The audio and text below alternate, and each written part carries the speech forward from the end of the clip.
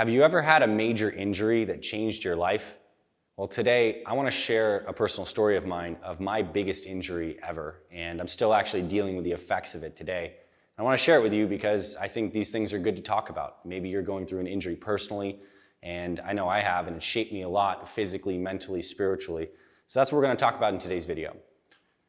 For me, it was in 2016. I took a ski trip with one of my friends to Durango, Colorado, and he and I are both experienced skiers. I ski, he snowboards, and we were just ripping this day. Just the two of us, skiing very hard and very fast.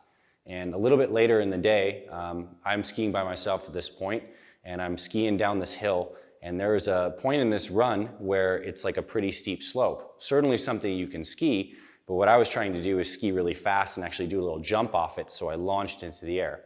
Well, I do this, and I'm probably going 30, 40 miles per hour. I take that little hop, and I'm floating, except at the bottom, I don't land. The skis cross wrong, and they blow off my feet, and I'm tumbling around 30, 40 miles per hour, and I slam into a tree. And my leg hits, and my right leg explodes. It shatters into pieces. I break my left arm, tear all the ligaments in my knee, and all the muscles in my leg as those bones shattered got cut up. And this is actually a picture right here of what my knee looked like a few hours later after I got evacuated from the ski run, and I was going into emergency surgery to save my leg. Needless to say, going from a place of doing some very aggressive, ego-based skiing to now at a state immediately after of being shattered changed my life. And what I want to do is recount the journey over the last 6 years of this leg and share with you some life lessons that I've learned, some insights in healing and recreating my body, and maybe it'll help you if you've ever struggled with an injury, or just maybe it might help because there's some powerful lessons that I learned, and there's 8 in particular that I want to share. And I have them here on my phone. I'm going to reference this throughout this little discussion. And the first one, and the first lesson that I learned was actually not a physical lesson, but it's a lesson that an unchecked ego can cause a lot of pain. And for me, it was the ego of, thinking I was a hot shot on the skis and just really getting after it. But I think there's a lot of other circumstances that people have experienced an unchecked ego when it comes to finances, when it comes to relationships, can cause a lot of pain. That was the first great lesson. I was the cause of this scenario. I was the cause of this scenario because of how I was behaving and I was acting. And this leads me to lesson number 2. And lesson number 2 is to pay attention to the signs and to your intuition. Earlier in the day, about 3 hours before I had this skiing accident, I was also going really fast down this turn on this particular run, and I almost crashed. I kind of shot off to the side, and I ended up catching myself, but it was close to also being another bad crash, and I kind of tweaked my leg a little bit, and I had the moment there where I thought I should probably slow down. That was 3 hours before I had the second one. So it's almost like God gave me this warning sign that I could have chosen at this point to keep the ego in check, to ski a nice, comfortable day, and I wouldn't have gone through all the things I'm going to share that I've gone through with this leg. 6 surgeries, coming up on 6 surgeries for this leg. So it's been a lot to get back to this place of healing. But pay attention to the signs. Has there been something in your life? Is there a kind of warning signal popping up in some area of your life right now that you need to pay more close attention to? Was there a scenario in your life? Please comment below if you didn't pay attention to the sign and something happened, or maybe you had an ego thing that also blew you up in some sense. I'd love for you to comment below and continue this discussion as we go through these lessons. Lesson number 3 is that pain and suffering are different things. Your physical pain is a sensation, and you can feel that and go through so much physical pain, but it's different than actually suffering, which is the state of attaching to the pain.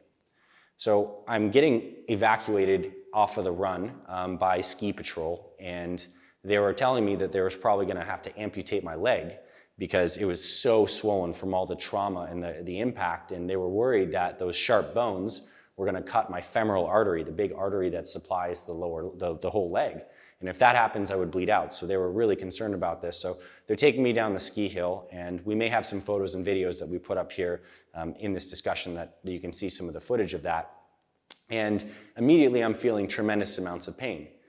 And I'm also feeling the feelings of guilt, the feelings of what the heck just happened and all the shock associated with that. And at that time, there was both a lot of pain in the body, but also a lot of suffering about, holy crap, what did I just do? This was my emotional attachment to that.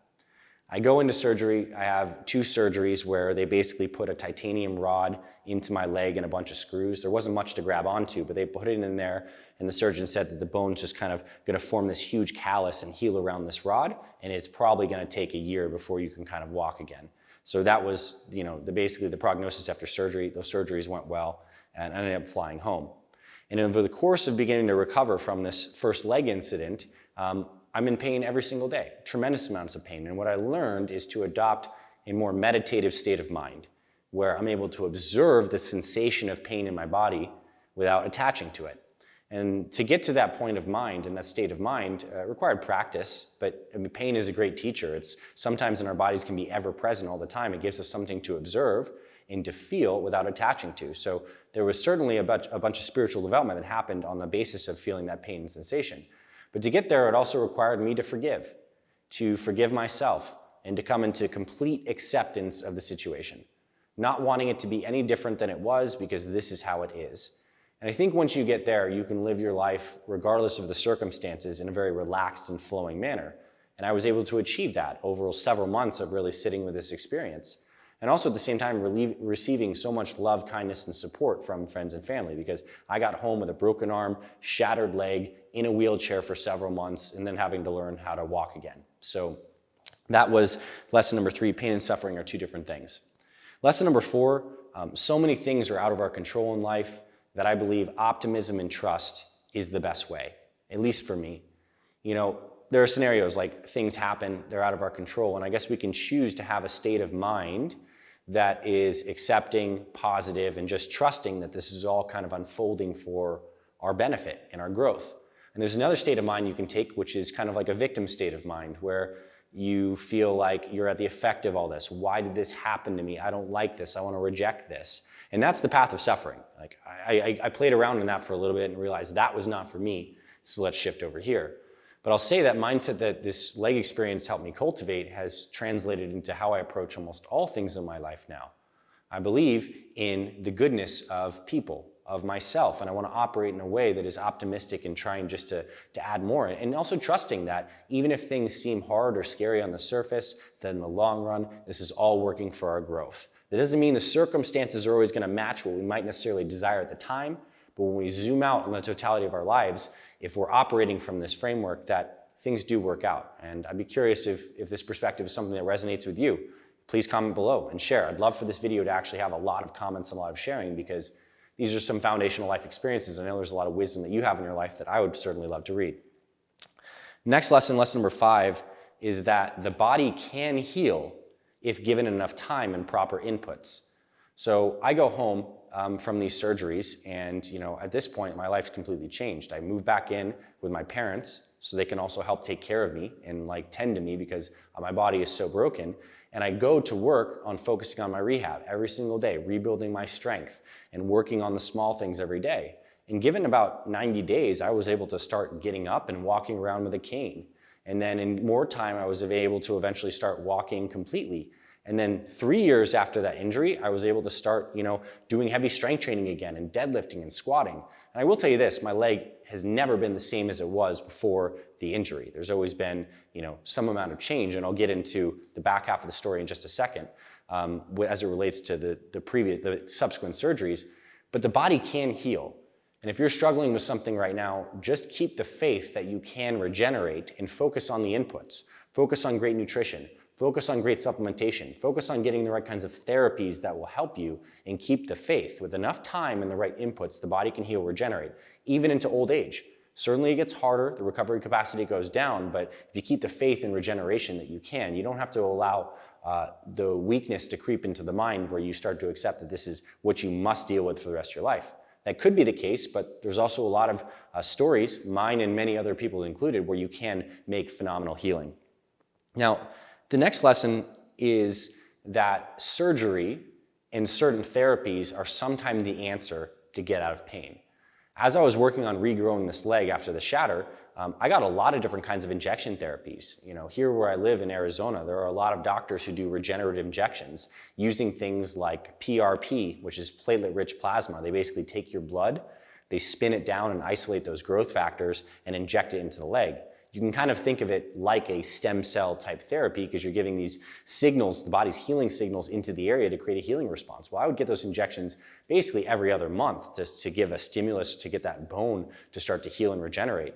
And I've also used these PRP injections for all sorts of athletic injuries with the tendons, shoulders, back, tune-up knees, and as well as the surgeries. Save my leg. You know, if we were living in a time where this kind of surgical technology was not available, you know, I probably wouldn't have a leg at this point. So amazing. But just think about this. If you have an old nagging injury, sometimes getting an actual therapy is the thing that can start to move it forward and not just dealing with it.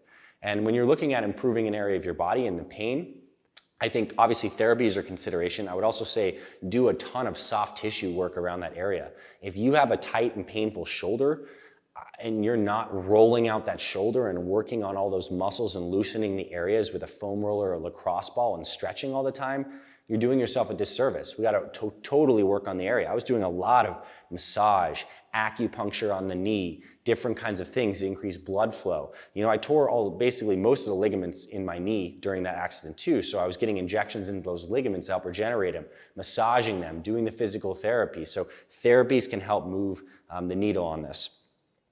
Lesson number 7, and this is back, I'd say, what I consider to be more in the spiritual domain, is I came to the realization that I have a body, but I am not the body. You know, earlier in my life, and I think a lot of us kind of fall into what I would consider a mental trap, is we get so attached to our bodies, naturally, right? We have these bodies, we interact with the world through these senses and these different sense gates, and then somewhere along the way, we believe that we are the body.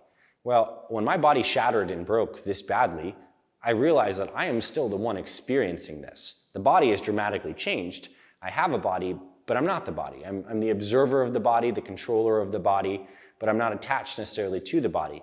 Yes, I have the natural desire to like heal and regenerate and get back to feeling whole. I think that's kind of just something natural to the human spirit. We have this desire for wholeness and healing of different things, physically, mentally, emotionally, whatever.